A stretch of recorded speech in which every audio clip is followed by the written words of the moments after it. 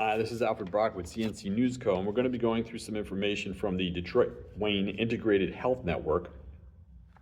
And though it's here in Michigan, it is applicable to everybody in the United States and all around the world. If you got kids, it is a parent's guide to drinking, driving, and drugs. No drinking and driving. In fact, they shouldn't be drinking at all. They shouldn't be doing the drugs if they're kids. They don't need it. But let's see. Kids and alcohol drug-related crashes.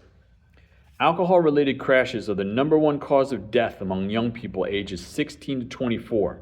Although they make up only 20% of all drivers, young people are involved in almost half of all fatal car crashes. Many who are killed were neither drinking or driving. They were passengers.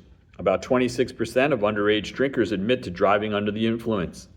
That's more than 1/4. 1 out of 4.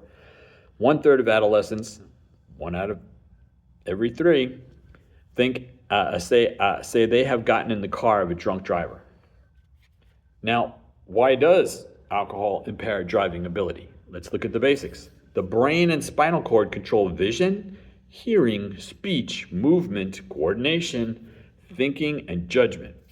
When alcohol depresses brain and nerve cells, vision becomes blurred, hearing is distorted, speech is slurred, movement and coordination are impaired, reaction time lessens, thinking slows down, and judgment becomes unreliable. How can you tell when someone's drunk? Some people act silly, they're emotional, rowdy, they're unsteady on their feet. Others throw up or pass out. That's pretty obvious.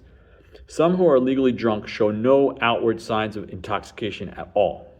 Blood alcohol content is the true measure of intoxication and driving impairment. Anyone who has been drinking is a danger to themselves and others.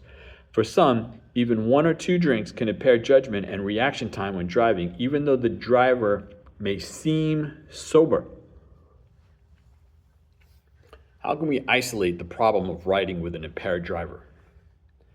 While there has been an increase in the number of young people who refuse to use drugs and alcohol, there are still many who do not recognize the dangers that exist when they accept a ride from an impaired driver, from someone who has done drugs, to someone done alcohol, someone who's done both of them.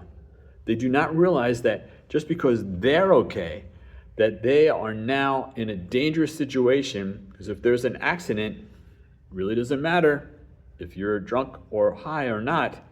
There's an accident there, a physical collision.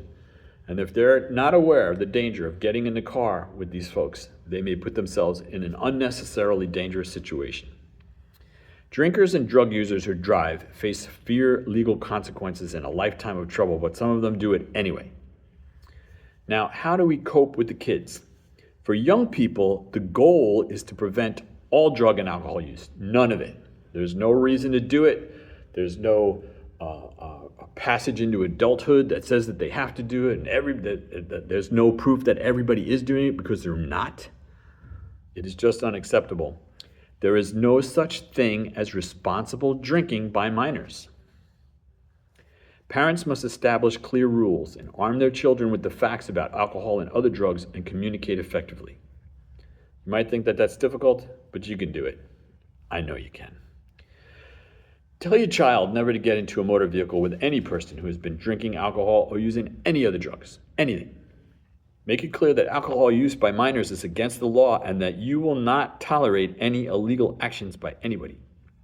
Restrict dating, driving, and other social privileges if rules prohibiting alcohol or drug abuse or drug use are broken. You can organize and supervise social alternatives to activities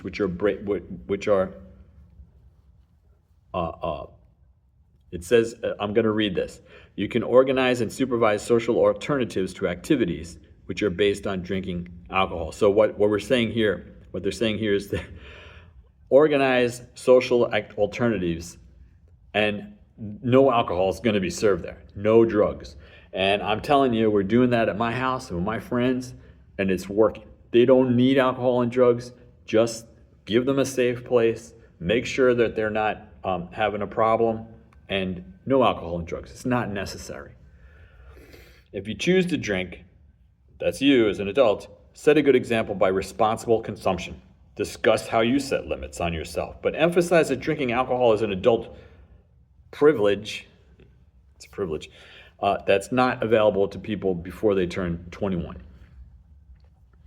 If you don't drink alcohol for religious, health, or other reasons, explain your decision to your child. Share that. People need to hear that. Adults need to hear that.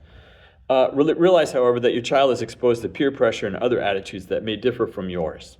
So reinforcing it, giving them examples, explaining it is going to help you and help them deal with this problem. You can separate facts about alcohol from your own opinions. You can state your rules and reasons for opposing alcohol consumption by teens. Use facts and the law to back you up, rather than inducing guilt or making threats. Those may work in the short term, but in the long term, they want to listen to you and they want to hear reason. They care and love for you, and they're going to take your word for it. Let your child know how much you love them. Do that all the time, you know? An open line of communication between you and your child will help them to be honest with you and come to you for help, even if he or she has broken the rules and used alcohol and drugs. It's best that they come to you. Don't lump all young drinkers together. Children who drink occasionally as a response to peer pressure need education and role models for non-drinking behavior. Those who drink regularly to combat bad feelings or escape problems need intervention, counseling, education. They need help. Examine patterns of alcohol use in your family. If abuse is apparent, you're going to know it. Break the cycle of denial and addiction by facing the problem. Take action. You will be salvaging your family and may save your child's life.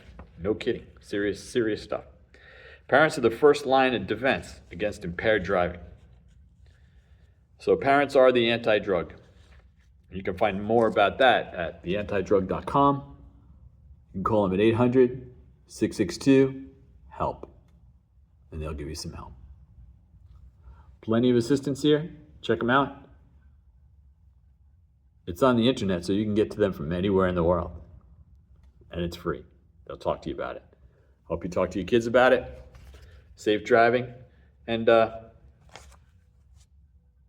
let's not have anybody drinking and driving, doing drugs and driving. Thank you.